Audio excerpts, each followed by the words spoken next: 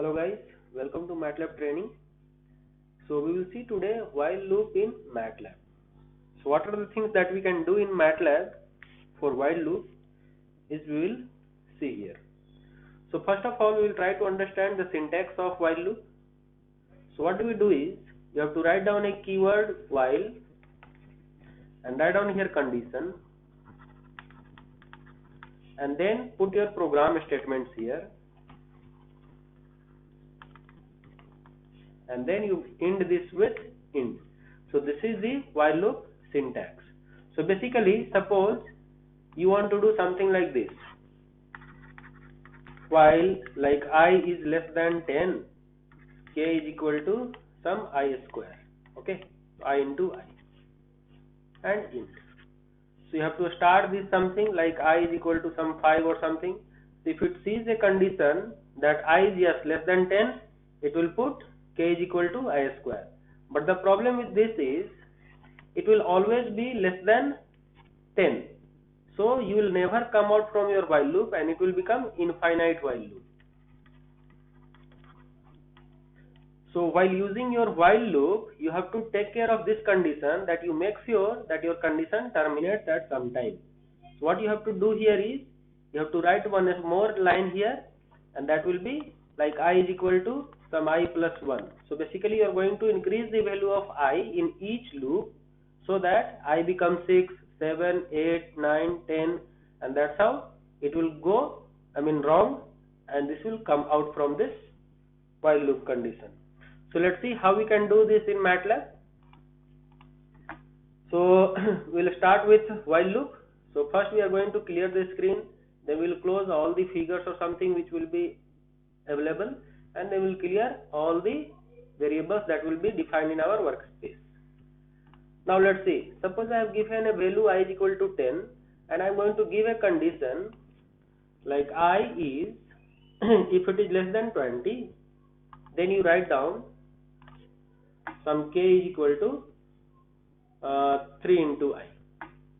So it will put 3 into I value. Now if I run this, see what is going to happen. So actually it will never terminate, it is always busy. So if I would not have terminated this, then you can see that it will keep on printing 30, 30, 30 because I was 10, so it is keep on printing. So I'll just terminate by pressing Ctrl C and then I'll just try to make sure that I increases by 1 in each loop. So what will become? I becomes 11, 12, 13, 14, all these things. So now you can see that k is getting printed like this. I was 10, I was 11, I was 12. So 12 into 3, 13 into 3, like that it will keep on going up to 19. If I put equal to here, it will go up to 20. So it is going like this. If you want to increase by a step of 2, what you can do? I plus 2. So it will increase in 2 steps. Okay. So like 18, 20. Right. So 18 3s are, 16 3s are. Suppose you want to have another expression here. So you can put whatever you want like I square plus 3I plus 5 or 4. So it will put that values.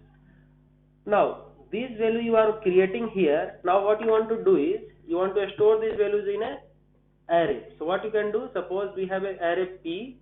This can be stored something like P comma K.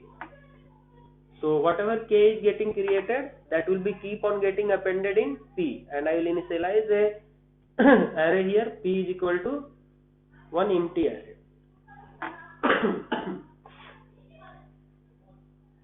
Alright.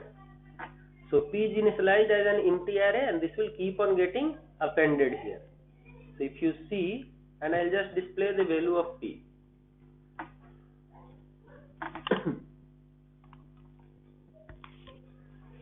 So here I have made a mistake. I can put it DISP and then it will give you see. So 134, 184, 242 like that, and since it was going up in a step of 2 2, so it was looking like that. If you want, you can go from 1 to 20. So you start with So these many values are coming. Let's take another example. We are going to take this one where we have made it I is equal to 5. If I is less than 20, I can make it like this and then display the value of k, and I will make sure that I am inside the while loop. That will be shown here. So you can see whenever it is inside the while loop, it is showing like this. Got it? So last value was 361 and then it has printed I am inside the while loop. After that it couldn't go because 19 into 19 is 361, and then 20 it couldn't go because I plus 2 became 21. Alright. Similarly, what you can do is, like, you can make it 50 and then you run it. So nothing will come up because this while loop is not true. So you can see that while it has not entered into this.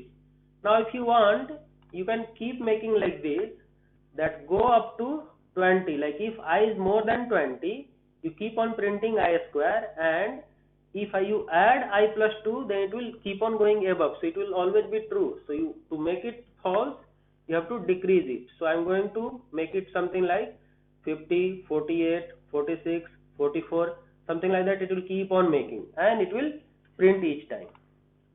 So see, it has printed. If I suppress this value, then it will print more easily. So all these values are printed. If you want to append all these values in p value, so you put it here, and p you can initialize a empty vector. So it will keep on appending here.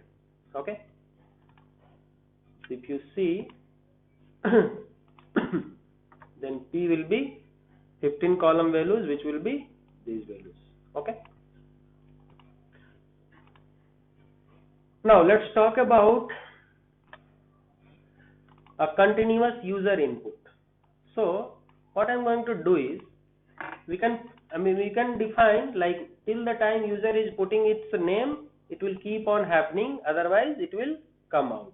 So let's see.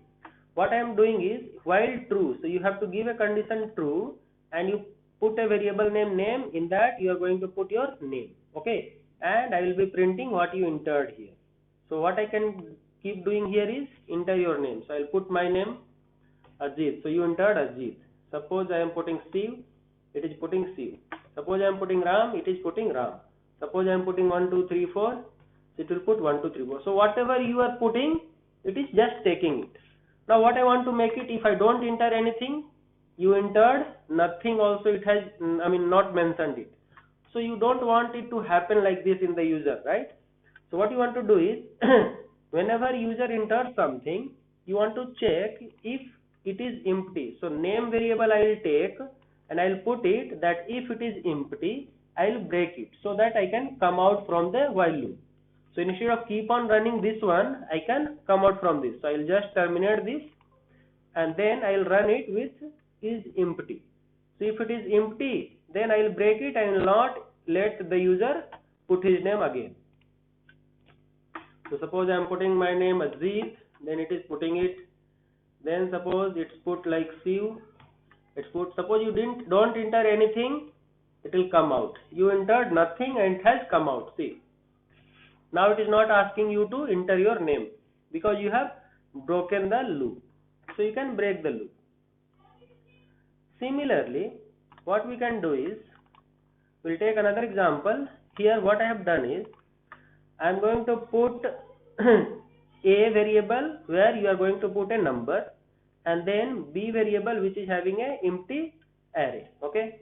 Now if the entered value is more than 50, then I am going to put the value of a in b, and a will be reduced by 1 in each loop. So what I will do is, if it is 56, so what it will do?